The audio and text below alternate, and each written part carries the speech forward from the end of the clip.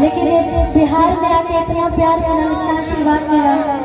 देखिए हमारे चाचा जी का ये आशीर्वाद, बहुत बहुत धन्यवाद, प्रणाम करते हैं चाचा जी।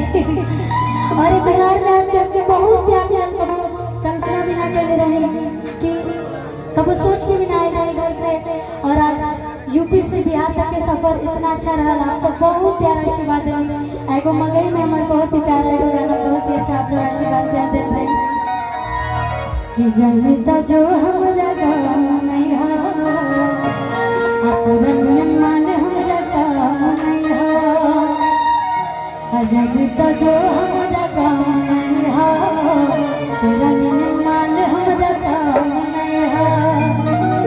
अब ये संस्कृति है क्या बात है। देखिए एक बार जोरदार ताली बजा दे और कौन लोग खाते और हमेशा से बात बने रहेगा। एक बार ऐसे ना भाई आप फिर वही में रुकी रुकी रुकी ये जरी के कैसे कहे कि भैया एक बार तनी बाबा के ठुमका लगे के चाहिए का ये खुद ना नहीं कैसे कहे कि भैया लगे के चाहिए ना लगे के चाहिए ना एक बार हाथ में कैसे बताई जा कि अरे चश्मा लगा के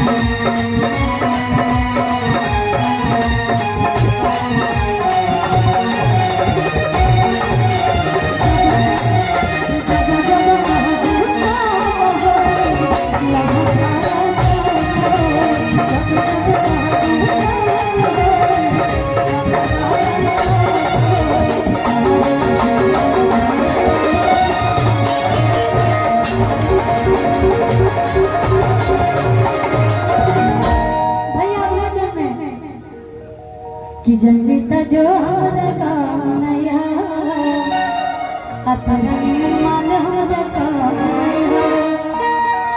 ए मुकुल कि जनिता जो हमरा गाँव नहीं हो, अपरन मान हमरा गाँव नहीं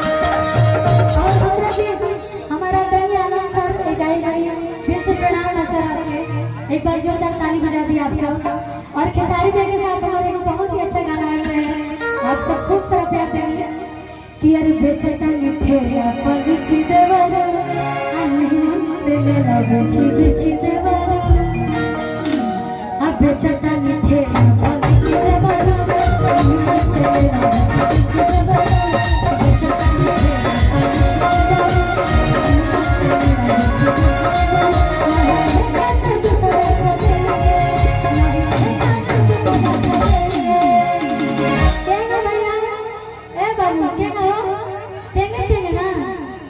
कि नहीं लेगा तो सजा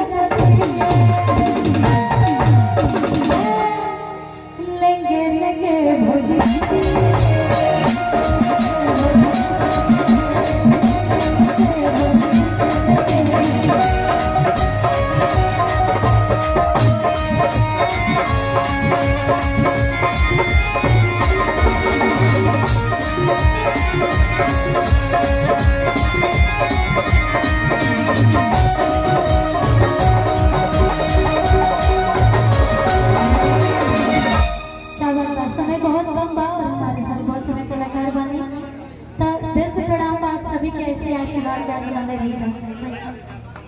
बहुत बहुत खुश। इनको फिर से दूसरे राउंड में हम रखेंगे क्योंकि बहुत